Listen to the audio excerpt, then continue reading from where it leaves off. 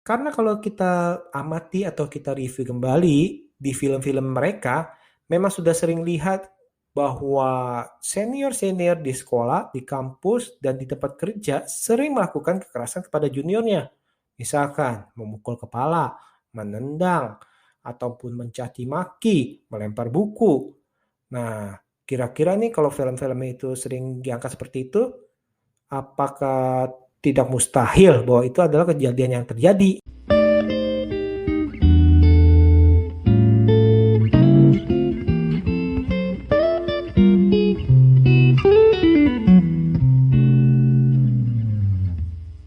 Widih, kira-kira apa yang akan kita lakukan ya bila kita melihat atau mengalami ketidakadilan dan mendapat perlakuan yang sangat tidak menyenangkan? Apakah kita akan berdiam diri seperti kebanyakan orang atau kita berdiri untuk membela prinsip kebenaran dengan resiko apapun juga?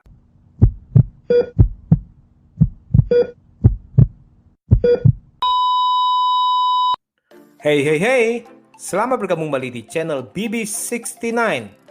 Sobat BB69, pada episode kali ini kita akan membahas drakor terbaru yang berjudul Run On.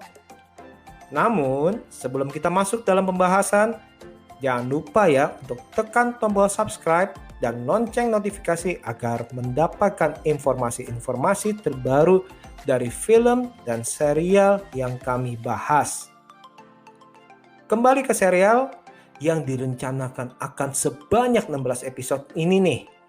Serial ini bercerita mengenai Oh Mi-ju, yakni seorang wanita yang bekerja sebagai translator subtitle untuk film-film yang beredar. Karena berselisih dengan profesor seniornya, maka ia harus menerima hukuman untuk bekerja sebagai penerjemah dari seorang atlet lari dari timnas Korea Selatan yang bernama Ki Seon Gyum.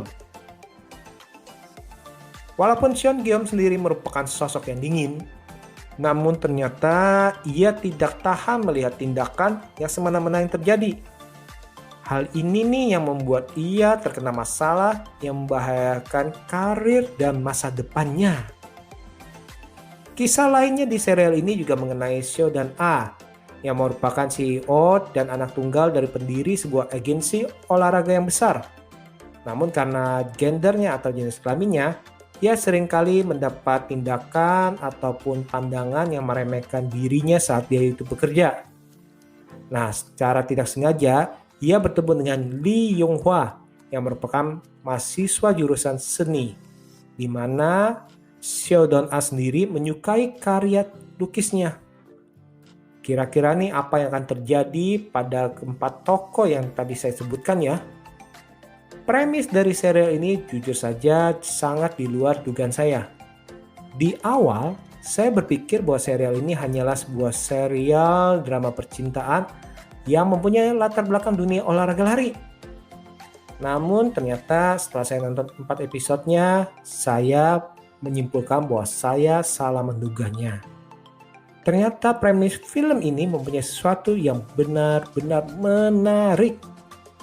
Di sini dengan gamblang seolah ingin menelanjangi perbuatan yang tidak menyenangkan, bahkan lebih dari membuli, yang dilakukan oleh orang-orang yang menyebut dirinya senior, yang tentunya dilakukan kepada sang junior.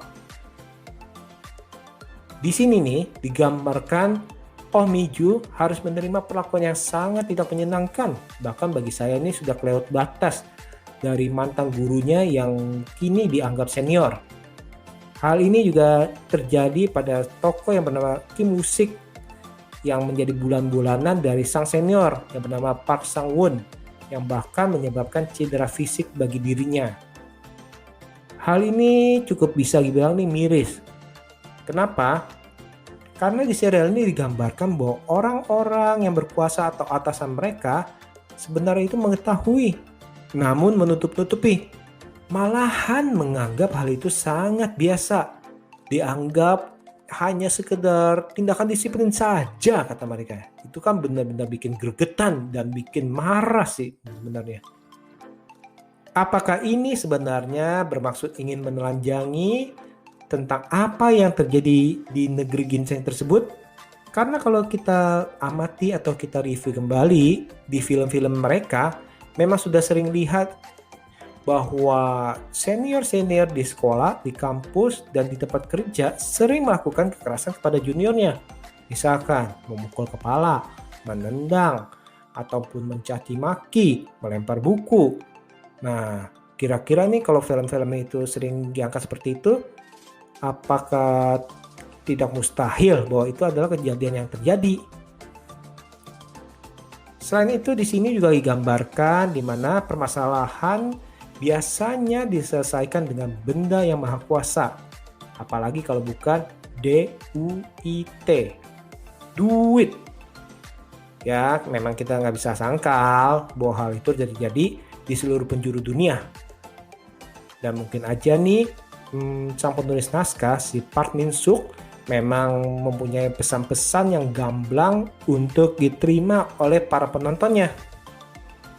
Untuk drama percintaannya, jujur saja saya sangat menyukainya. Di sini kita dapat melihat bahwa kisah cinta itu dikemas berbeda dengan percintaan di drakor-drakor atau drama Korea pada umumnya. Di sini digambarkan cukup natural, di mana percakapan-percakapan yang ada itu cukup membumi, yang mungkin aja kita dapat temui sehari-hari.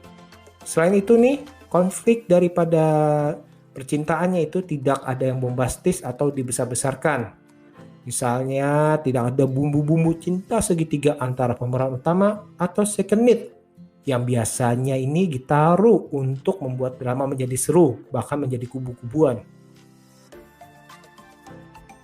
Drama ini sendiri disutradarai oleh Lee Jae-hoon yang sudah pernah menyutradarai beberapa drama Korea sukses nih.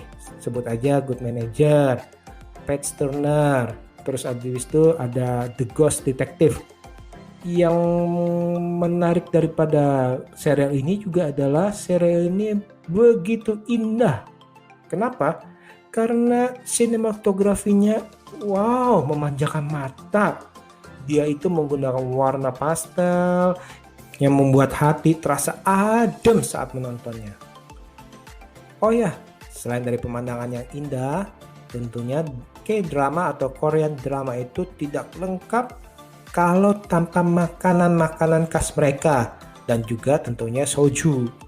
Peletakan dari semua itu terasa pas dan tidak dipaksakan sehingga enak aja dilihat gitu. Nah, untuk para pemainnya sudah tidak asing lagi. Sebut aja Im Si-won, dia itu sudah bermain di Stranger from Hell, The King in Love, Missing Incomplete Life, Pure Love, dan lainnya. Sedangkan Shin Se-kyung ini udah mendapatkan beberapa piala nih, bahkan banyak. Misalkan di 2019 MBC Award, itu dia mendapatkan Best Actress dan Best Couple di Rookie Historian Gu Hae-ryung. Kemudian di 2015 SBS Drama Award untuk The Roots of Throne dia mendapatkan kategori Excellent Actress, Best Couple Award, dan 10 Star Awards.